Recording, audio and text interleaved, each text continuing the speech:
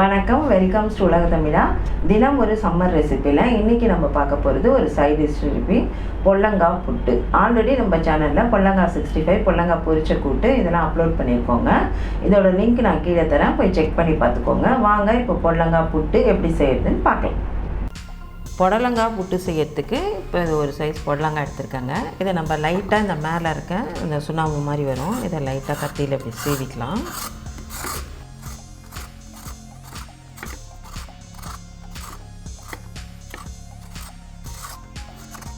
இப்போ இதை நல்லா சீவி எடுத்தாச்சு.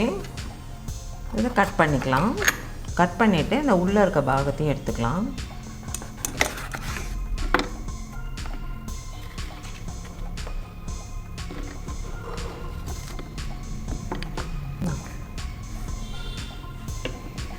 எடுத்துட்டு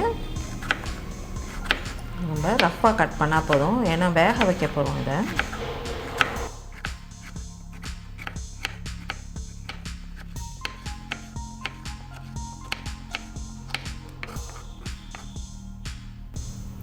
அரைஞ்சாச்சு. இது தண்ணியில் போட்டுக்கலாம்.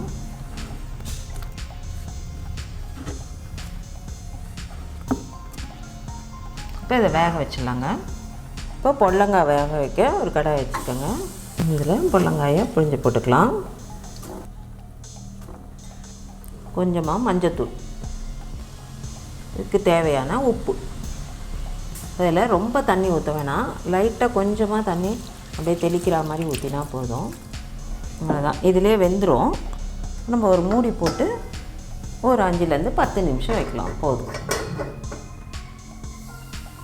இப்போ நல்லா வெந்துருச்சுங்க. வெந்துருச்சு, தண்ணியும் நல்லா சுண்டிடுச்சு. தண்ணி இல்லாமல் இருக்கணும், அப்போ தான் நம்ம புட்டு செய்யும்போது நல்லா உதிரி உதிரியாக கிடைக்கும். இவ்வளோதான், இது இப்படியே இருக்கட்டும். கடாயில் எண்ணெய் ஊற்றி வச்சுருக்கோங்க. எண்ணெய் காயுது. இதில் 2 பட்டை, 3 லவங்கம், கொஞ்சமாக சோம்பு. பட்டை பொரியுது. ஒரு பெரிய வெங்காயம் பொடியாக கட் பண்ணி,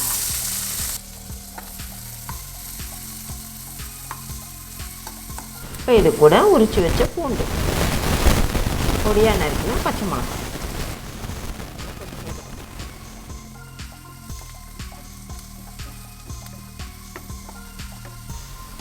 கொஞ்சமாக கருவேப்பிலை சேர்த்துக்கலாம். இப்போ இது கூட நம்ம ஆல்ரெடி வேக வச்சு எடுத்து வச்ச புடலங்காய்,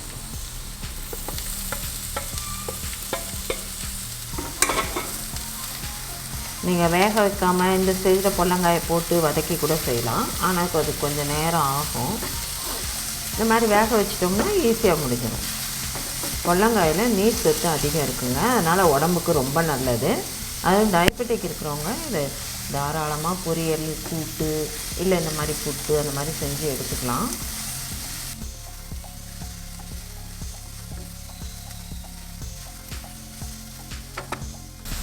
கூட கொஞ்சமாக கொத்தமல்லி. இப்போ ஸ்டவ்வை வந்து ஸ்லோ ஃப்ளேமில் வச்சுக்கலாம். இப்போ இதுக்கு பைண்டிங்க்கு நம்ம வந்து உடச்சக்கடலை தூள் போடுறோம், அதுதான் உங்களுக்கு வந்து நல்ல டேஸ்ட்டாகவே இருக்கும். இப்போ நான் இதுக்கு 2 டேபிள் ஸ்பூன் அளவு உடச்சக்கடலை தூள் போட்டிருக்கேன்.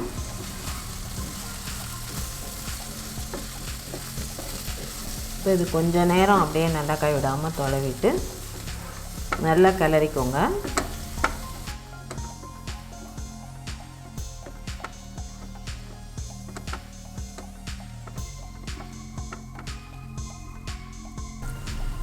இப்போ இந்த ஸ்டேஜில் எடுத்து வச்சு சாப்பிட்றதுனா கூட சாப்பிட்லாங்க, நல்லாயிருக்கும்.